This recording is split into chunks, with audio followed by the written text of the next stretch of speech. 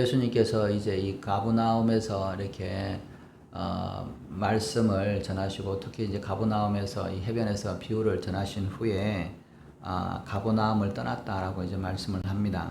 완전히 가브나움을 떠난 것이 아니라 이제 예수님이 요단강에서 세례를 받으신 후에 곧 이제 이 금식을 하시고 세례 요한이 잡힌 것을 이제 들으시고 이 가브나움으로 가셔서 이제 가브나움에서 이렇게 사역을 시작을 합니다. 그래서 가버나움을 이제 주된 이렇게 그 사역지로 이렇게 가버나움 중심으로 이제 거기서 이제 말씀을 전하시고 이렇게 복음을 갈릴리 지역을 이제 돌아다니면서 말씀을 전하시는데 특히 이제 가버나움에서 제자들을 이제 부르시죠. 이 해변 특히 베드로와 이런 이제 안드로와 또 이 야고보와 요한들을 이제 부르시고 또 이렇게 그 주변을 다니면서 이제 뭐 세리 마태를 부르시고 이렇게 제자들 이제 모으셔서 사역을 하셨는데 그 주된 사역지가 이제 가브나움입니다. 가브나움이 해변 마을이기도 하고 또 이렇게 주위에 이제 그 베드로의 집도 있고 주위에 이제 그런 제자들의 집이 있기 때문에 이렇게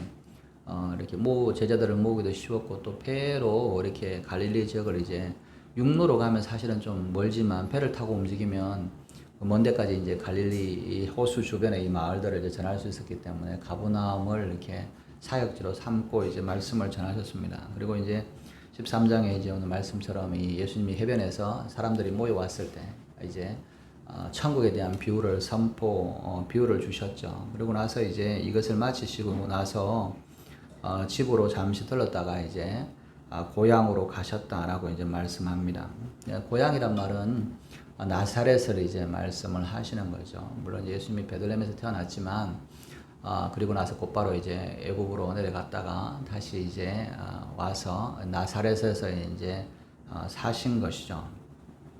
그래서 이제 나사렛은 이 해변인 가브나움으로부터 조금 떨어져 있는 안쪽으로 이제 내륙 쪽에 있는 마을이기 때문에 그곳에서 이제 나사렛으로 가셔서 말씀을 전하기로 하신 것이죠. 54절에 고향으로 돌아가서 그들의 회당에서 가르치시니 그들이 놀라 이르되 이 사람의 이 지혜와 이런 능력이 어디서 났느냐. 나사렛으로 돌아와서 이제 나사렛에서 처음으로 이제 예수님이 사역하시고 나서 고향으로 돌아온 것이죠. 그래서 쭉 이제 가버나움에 있다가 나사렛에서 가서 이제 천국의 말씀을 전하기 위해서 이 나사렛에 있는 회당으로 찾아갔습니다. 이스라엘에는 주로 이제 뭐 흩어져 있는 디아스포라 포로로 가고 나서 바벨론 포로로 가고 나서 이스라엘 사람들이 이제 성전에 제사를 드리지 못하고 성전이 회파되었기 때문에 그 바벨론을 갔던 사람들은 이제 뭐 에스겔이나 에레미야의 예언처럼 포로로 간 사람들에게 하나님께서 은혜를 주시고 또 그들이 이 죄 때문에 이렇게 멀리 떨어져 왔다 포로 생활한다라는 것을 깨달았기 때문에 그때부터 이제 바벨론에서부터 이제 회당이라고 하는 제도가 생겼습니다. 쉽게 이야기하면 이 제사 지내고 이런 것은 아니고 하나님의 말씀대로 우리가 살지 못했기 때문에 우리가 말씀대로 살아가자 하는 이런 이제 공동체를 만든 것이죠. 쉽게 얘기해서 뭐 교회 같은 그런 모습이죠. 우리나라가 이제 뭐 그런 이야기가 있잖아요. 중국 사람들은 흩어지면 외국에 이렇게 가면 차이나타운을 세우고 이렇게 살아가고 또 뭐 유대인들은 가면 이제 그 유대인들은 회당을 세우고 또 한국인은 해외에 가면 장로교회를 세운다 이런 이제 우스갯소리가 있는데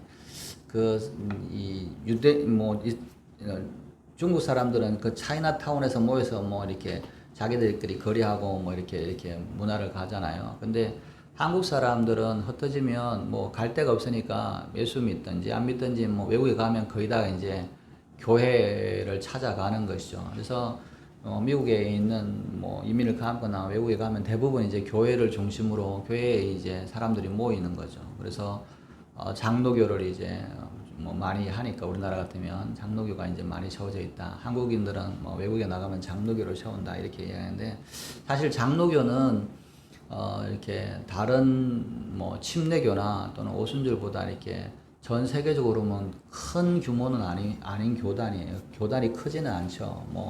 침례교가 제일 크고 그 다음에 오순절 계통의 교단이 크고 장로교는 이제 특별하게 이제 한국에서 굉장히 많이 발달되어 있죠. 왜냐하면 이제 우리나라가 장로교 교단이 많이 와서 이제 그러니까 지금은 미국에는 이제 장로교 교단이 이렇게 크지 않지만 처음에 우리 선교사 올 때쯤에는 장로교 교단이 굉장히 복음적이고 또 그 당시에는 뭐 순복음이나 이런 것이 그렇게 크지 않았기 때문에 장로교가 또 그 당시에 복음적인 어떤 그리고 성령의 역사를 많이 역할을 해서 전했기 때문에 우리는 한국 사람들에게는 장로교가 이제 그런 게 있기 때문에 장로교를 이제 많이 세우게 되는데 그런 것처럼 이제 이 이스라엘 사람들은 이 포로기 이후에는 회당을 세웠습니다. 어디든지 가는 데 간에 이제 회당을 세웠는데 성인이 이제 이 13세부터죠. 13세 이후로 10명 이상이 모이면 이제 이 회당을 세워서 회당에서 이제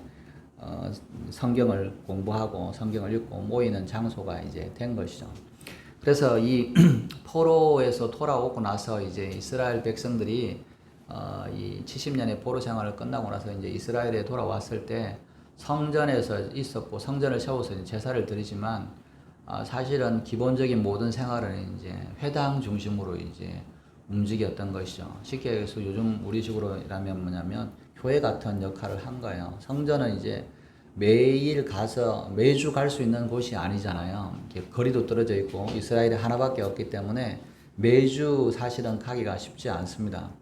그리고 거리도 멀고 또 제사를 드리러 가는 것이 이렇게 쉽지 않기 때문에 뭐 양이나 이렇게 재물을 가져가야 되기 때문에 성전은 기본적으로 이제 좀 이렇게 신실한 사람들인 경우에는 이제 1년에 성경대로 이렇게 율법대로 이제 3번은 기본적으로 가는 것이죠.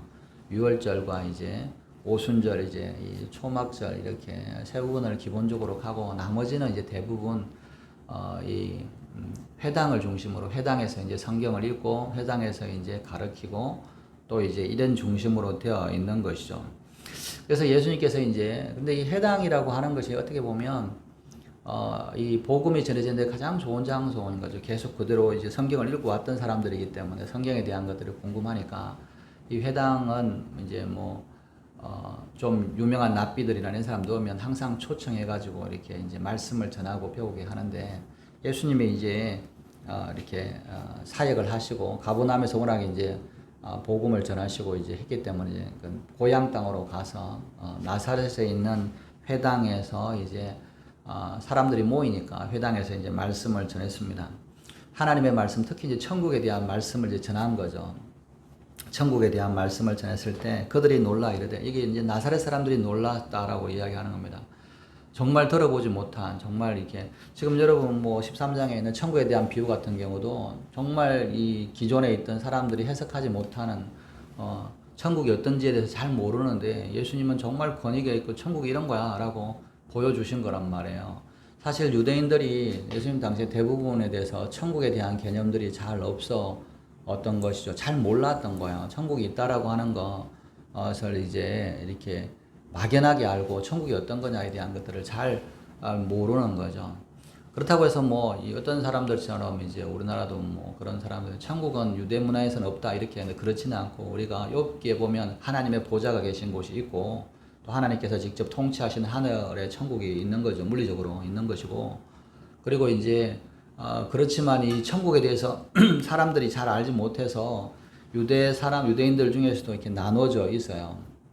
그래서 뭐냐면 어떤 사람들은 뭐 부활도 없고 사람이 죽는 게 없고 그냥 죽으면 이제 되고 마지막 때 이제 이렇게 끝나는 거다. 그냥 율법이라고 하는 것은 그냥 도덕적으로 가르친다. 이렇게 생각을 했고 부활이 없다라고 믿는 사두개인들도 있고 또 부활을 믿는 사람들이 이제 특히 오히려 바리새인들은 부활을 믿었습니다. 이게 부활을 믿었는데 부활을 믿었지만 부활하고 나서 어떻게 되는지 천국에 대한 것들을 이제 믿지만 천국에 대해서 이제 막연한 거잖아요. 잘 알지 못했어요. 그냥 부활이 있고 천국이 있다는 거, 하나님의 보좌가 있는 것은 알겠는데 어떻게 가야 되는지, 어떤 것인지 잘 몰랐던 것이죠. 근데 예수님은 이 천국에 대해서 너무 세밀하게, 더 정확하게 이렇게 비유들 말씀들과 이야기를 하시는 거죠. 천국에 대해서는 아브라함과 나사로의 모습들이라든지 또는 천국은 어떤 모습이라는 것들을 너무 잘 설명한 거죠. 마치 천국을 다 아시는 것처럼 다 본 것처럼 이야기를 하시는 거예요. 그러니까 이 사람들이 뭐냐면, 야, 이런 지혜가 어디서 났냐? 이런 능력이 어디서 났냐? 아니, 천국에 대해서 이렇게 이야기하는데, 이 사람이 어떻게 했길래 이런 지혜와 이런 능력이 천국에 대한 말씀에 대한 것들을 하냐? 이렇게 이제, 한 것이죠. 근데 이게 이제 뭐 놀라움에 대한 거, 뭐 충격인 것은 하지만 이것이 이제 믿음에 대한 반응은 아니었던 것 같아요. 왜냐하면 이제 55절에 보면 이는 그 목수의 아들이 아니냐, 그 어머니는 마리아, 그 형제들은 야고보, 요셉, 시몬, 유다라 하지 않느냐 이렇게 이야기하는 것을 보면 이 예수님의 천국에 대한 말씀은 정말 이렇게 하늘로부터 오지 않으면 정말 천사가 와서 전하지 않으면 알 수 없는 천국에 대한 아주 세밀한 것들을 이제 말씀을 하는데 이런 지혜가 과연 이게 정말 천국에서부터 온 거 맞냐 이런 이제 의문을 갖게 된 거죠. 혹시나 이거 뭐 자기가 생각하는 거 아니야 이런 생각을 하는 거잖아요. 그리고 뭐냐면 이런 능력이 어디서 났느냐 이 천국에 대한 능력이 그죠? 지혜와 또 뭐냐면 예수님이 그냥 그 말씀만 전한 게 아니라 능력을 베푸셨던 거죠. 이제 다른 마을에서처럼 많이는 하지 않았지만 능력을 베푸는 거죠. 병자들을 치유했던 것 같아요. 그런데 이제 이런 것을 보면서 이 놀라운 천국에 대한 말씀을 하는데 이게 믿을 수가 없는 것 같기도 한데 능력을 행하니까 안 믿을 수도 없고 또 그렇다고 해서 이제 이 사람을 우리가 너무 잘 아는데 이런 지혜와 능력이 정말 하나님으로부터 왔느냐 이런 생각을 하게 된 것이죠. 왜 그러냐면 이런 뒤에 그런 이야기죠. 그는 목수의 아들이 아니냐. 우리가 너무 잘한다. 예수의 자랄 때 모습을 목수의 아들, 요셉의 아들로서 자랐던 그 목수의 아들이 아니냐라고 이야기를 합니다. 여기서 이 말씀을 보면 이때는 그 요셉이 죽었던 것 같아요. 이제 요셉이 이제 예수님 사역 이후에는 이제 잘 안 나타나잖아요. 어렸을 때 12살 때 예수님이 성전에 갈 때 이후로는 잘 안 나타나는데 오늘 말씀에 보면 요셉의 아들이 아니냐 이렇게 하면 요셉이 살아 있었던 그러면 그 마을에 있었으면 요셉의 아들이 아니냐라고 생각을 할 건데 그 목수의 아들이 아니냐, 그 죽은 목수의 아들이 아니냐 이렇게 이제 볼 수 있죠. 그리고 이렇게 이제 그 고대에도 보면 예수님이 이렇게 요셉이 일찍은 아니죠. 그 당시에는 뭐 한 40세 이 당시 본인 이제 죽는 경우도 있고 그러니까 요셉이 이제 죽고 가장으로서 큰 아들로서 이제 어머니도 봉양하고 동생들을 이제 돌봤던 것 같다. 이제 돌봤던 것이죠. 돌봤다고 이야기를 합니다. 그래서 이제 그 죽은 요셉이 아니냐, 지금 이제 죽고 있는 그런 요셉이 아들이 아니냐 이렇게 이야기하는 것이죠. 그리고 그 어머니는 마리아. 그러니까 마리아는 지금 살아 있으니까 다 이름을 아는 거죠. 마리아와 그 형제들은 야고보, 요셉, 시몬, 유다라고 하지 않느냐. 이 카톨릭은 예수님이 형제가 없다라고 이야기를 합니다. 이것은 그냥 친형제가 아니라 그냥 이렇게 상징적인 이런 의미다 이렇게 이야기하는데 왜냐하면 이제 마리아가 동정녀이고 또 하나님의 성모라고 이렇게 부르기 때문에 마리아가 이렇게 따로 이렇게 해서 자식들을 낳았다라고 이제 안 믿는 경우가 있죠. 카톨릭은 그렇게 하는데 일반적으로 우리 기독교에서는 또 일반적으로는 예수님이 이 요셉과 동침하지 않고 태어났지만 그 이후로는 요셉과 마리아가 정상적인 결혼 생활을 통해서 자녀들을 낳았다. 그렇죠?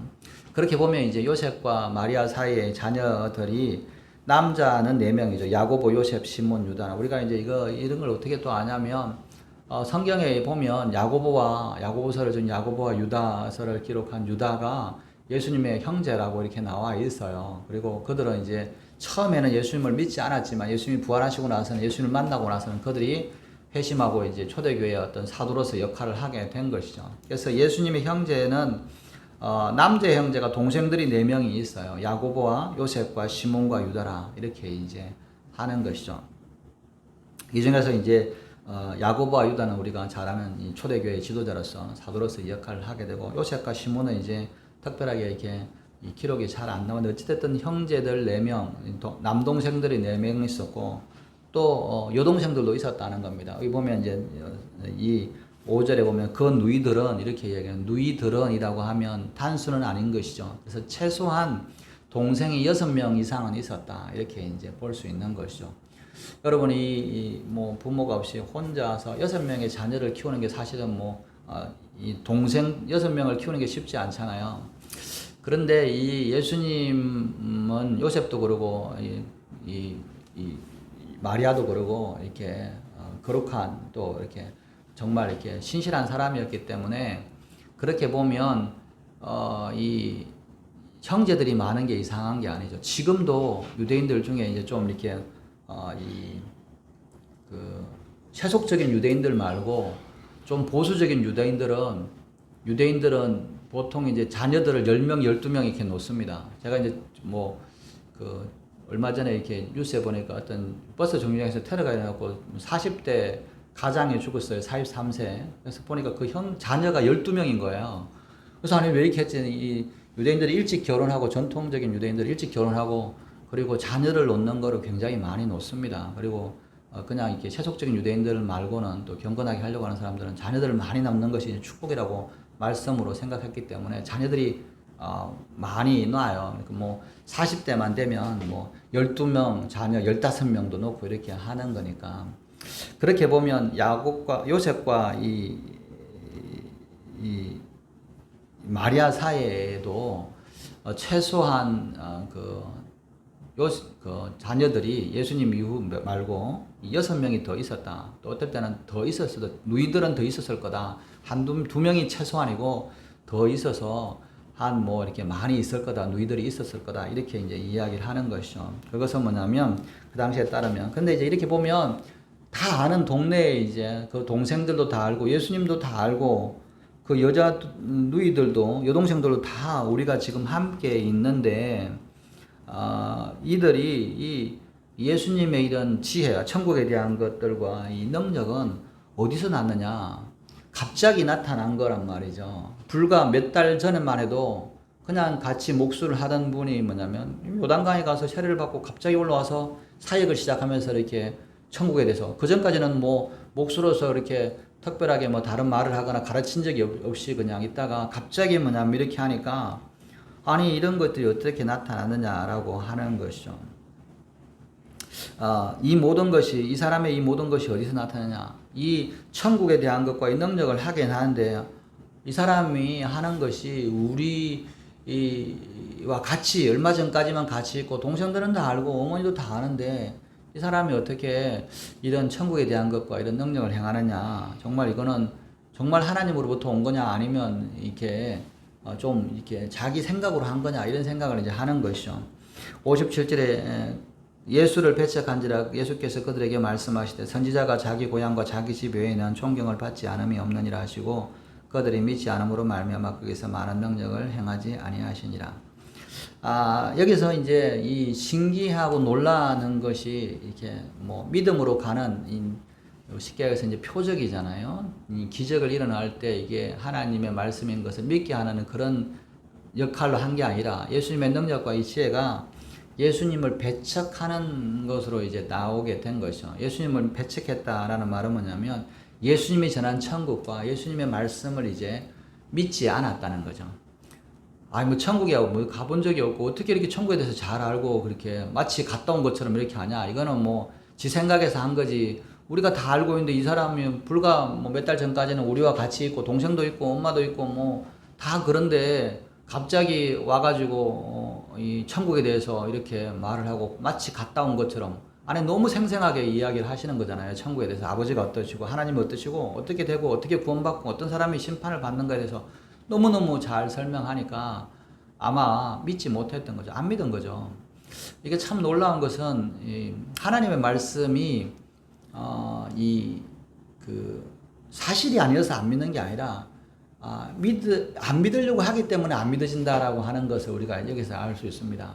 하나님의 말씀이 사실이 아니어서 안 믿어지는 게 아니라 하나님의 말씀은 너무 분명하고 천국에 대한 말씀은 너무 분명한데 안 믿으려고 작정을 하기 때문에 그것을 안 믿는다는 것을 알 수 있죠. 그들도 이 놀라운 지혜와 능력을 보았음에도 불구하고 안 믿기로 한 거죠. 그래서 예수님을 배척했다. 우리가 예수님을 믿는다는 것은 예수님을 배척하지 않는 거예요. 반대로 뭐냐면 예수님을 환영하면 이 사람이 아직은 믿음이 없을지라도 이게 이 사람이 뭐냐면 예수님을 받아들일 준비가 되어 있는 거예요. 그런데 고향 사람들은 뭐냐면 예수님을 받아들일 준비가 안 된 거죠. 자기들이 예수님에 대해서 너무 잘한다고 생각을 한 거죠. 그래서 이제 예수님을 배척했다라고, 다른 말로 이야기하면 예수님이 전하는 천국에 대한 복음을 거부했다는 거죠. 안 받아들였다는 거죠.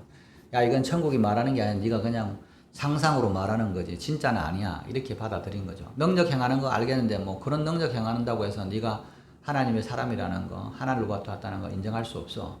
그리고 뭐냐면 이것이 우리와 다 같이 이런 모습 다 형제들 다 아는데 하늘로부터 어떤 선지자나 뭐 이런 대단한 거다라고 이렇게 받아들일 수 없어. 하나님의 선지자라고 받아들일 수 없어. 이렇게 된 것이죠.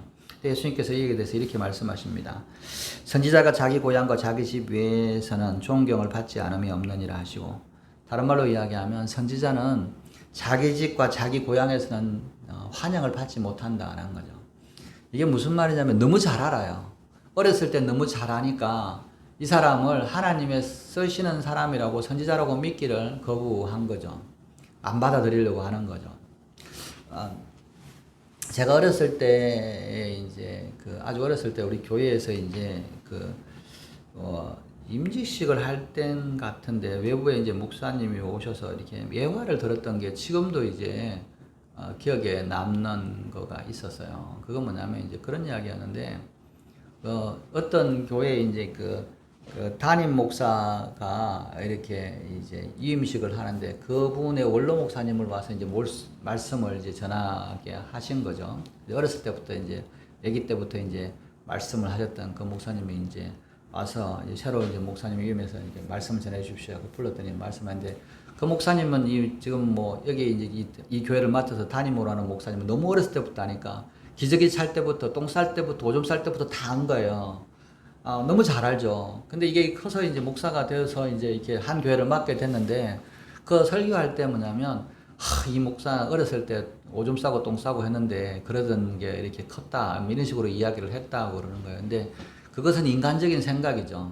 비록 이제 다 알죠 뭐. 근데 하나님께서 쓰시기 때문에 그때부터는 그것을 인정하고 이렇게 권위를 세워야 되는데 너무 잘하는 거예요. 이 사람이 너무 오랜 시절을 잘 알고 뭐 문제 일으키고 말썽 제기도 너무너무 잘하는데 얘가 하나님의 주의 종이 된다고 이렇게 받아들이면 안 된다. 이제 그러면서 뭐냐면, 비록 임직하는 사람들이 이전의 모습들 너무 잘 알잖아요. 뭐 이렇게 잘 믿음 없을 때 사실 너무 잘하는데 지금 임직했을 때는 이 사람은 하나님이 세우시는 사람인데 당신들이 이렇게 너무 잘한다고 뭐 옛날에 뭐 그러던 게 갑자기 장로 됐다고 뭐 이렇게 거드름펴 막 이런 식으로 하지 말라, 이제 그런 내용이었던 것 같은데, 그것처럼 뭐냐면 너무 잘하는 거죠, 선지자에 대해서. 그래서 예수님께서 이 성경의 말씀처럼 뭐냐면 선지자가 자기 집과 고향에서는 존경을 받지 못한다, 받아들이지 않는다는 거죠. 존경을 받지 않음이 없느니라. 그러니까 안 받아들인다는 거죠. 왜? 너무 잘하니까.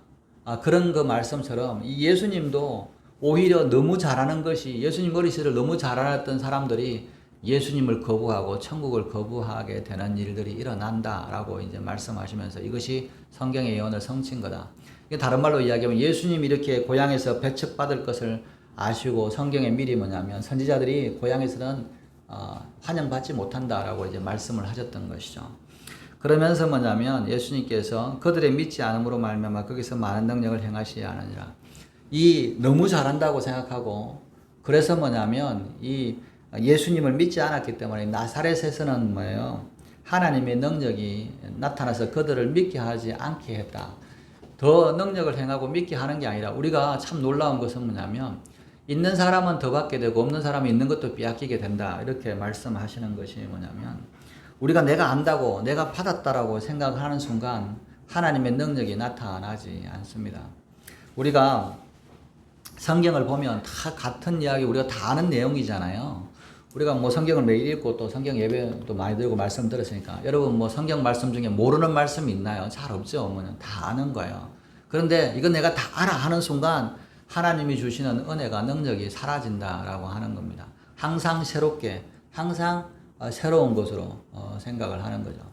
그래서 이 목사님들 중에서 뭐냐면, 설교하시는 목사님들 중에 이렇게 좀 이렇게 문제가 많으신 분들이 뭐냐면, 성경을 읽으면 성경의 말씀을 그냥 차분히 읽을 때마다 새로운 말씀이 나오는데 깨달아지는 게 있는데, 이 말씀을 딱 읽는 순간 뭐냐면 바로 자기가 알고 있는 선입견으로 넘어가는 거죠. 그죠? 그래서 자기가 알고 있는 신학, 자기가 알고 있는 생각으로 그냥 넘어가는 거죠. 말씀을 그 차분히 이렇게 뭐라고 말씀하시냐는 거를 보기보다는 내가 아는 이야기니까 이거는 이런 말씀이야. 이거는 뭐 이런 거야. 이거는 이런 신학적인 내용이 있어. 그렇게 훅훅 넘어간다라고 하는 거예요. 근데 그것이 뭐냐면 오히려 믿음을 방해하고 하나님의 능력이 나타나는 것을 방해한다는 겁니다. 우리가 성경을 읽을 때 우리가 뭐 많이 읽죠. 저도 뭐 매일매일 성경을 읽고 아침에도 또 이렇게 저도 일어나서 성경을 읽고 이제 나오지만 매일매일 성경을 읽고 또 뭐 새벽기도 끝나고 나서도 또 이렇게 설교 준비하면서 또 성경을 읽고 이렇게 읽지만 항상 읽을 때마다 새롭다, 처음 보는 것처럼 이렇게 하나님이 뭐라고 말씀하시는 그런 자세가 아니면 그냥 훅훅 넘어가잖아요. 읽다 보면 그냥 훅훅 넘어가는 부분들이 너무 많은 거잖아요. 저는 이제 성경을 이제 이 책도 읽지만 또 다른 성경책을 또 뭐 여러 개 따로따로 또 있거든요. 뭐 이런 성경 버전도 있고 이렇게 하는데 할 때마다 저는 이제 이 스티커를 붙입니다. 이렇게 빨간 조그마한 스티커를 붙이는데 그걸 보면 이런 내 말씀이 성경에 이런 말씀이 있었단 말이야. 이렇게 말씀하시는 거 내가 있네. 그리고 뭐냐면 꼭 이렇게 스티커를 붙여요. 그리고 뭐냐면 이게 이렇게 이런 말씀이었구나. 맨날 봤던 말씀인데도 새롭게 느껴지고 이 말씀은 지금 나한테 주시는 응답이네. 이렇게 이제 하게 되는 거죠. 우리가 때때로 하나님의 말씀을 받을 때마다 내가 알고 있는 것 때문에 나의 믿음이 없어지고 내가 알고 있는 것 때문에 믿음으로 받지 않는 경우가 많던 거죠. 내가 전도하다 보면 뭐 이게 우리가 전하는 게 사실은 예수님에 대한 거잖아요. 다 아는 내용이잖아요. 전도 내용이 뭐 다른 내용이 어디가 있겠습니까? 그죠? 그런데 정말 예수 믿는 점에서 감사합니다, 수고하십니다라고 받는 교회 다니신 분도 계시지만 대부분의 사람들은 나 교회 다녀요, 나 예수 믿어요, 저 필요 없습니다 이렇게 이야기하는 분들이 너무 많다는 거죠. 제가 그걸 볼 때마다 너무 가슴이 아픈 거예요. 예수가 필요 없는 사람이 어딨냐. 사실은 이 전도지는 예수 믿는 사람이 필요한 거지. 예수 안 믿는 사람이 어차피 모르고 뭐 그 사람들이 뭐 알면 좋지만 뭐 그거잖아요. 정말 정작 예수 믿는 사람이 이걸 귀히 여기고 감사하고 그래야 될 텐데 나 아니까 나한테는 전하지 마세요. 나한테는 주지 마세요. 나한테는 말하지 마세요. 이렇게 하는 걸 볼 때마다 뭐냐면 저는 이제 모르니까 모르고 뭐 믿는 사람이 완전 모르니까 다 주잖아요. 뭐 그죠? 그럴 때마다 뭐냐면 이게 정말 귀한 걸 알았다면 이게 천국의 복음인 걸 알았다면 이렇게 말하지 않았을 텐데 이 복음이 정말 이 전하는 전도지가 10,000원짜리가 하나 붙었으면 이렇게도 박대하지 않았을 텐데 사람들이 너무 안다라고 거부하는구나 이런 생각을 많이 합니다. 오늘 저와 여러분들이 이런 모습이 아니기를 바랍니다. 내가 항상 주님의 말씀을 새롭게 여기고 여러분 너무 사랑하는 사람이 있으면 그 사람의 편지를 받을 때마다 너무너무 기쁘잖아요. 하나 더 받으면 더 좋고 군대 간 아들이 편지 보면 너무너무 신기하고 좋아하잖아요. 귀하게 여기고 그죠?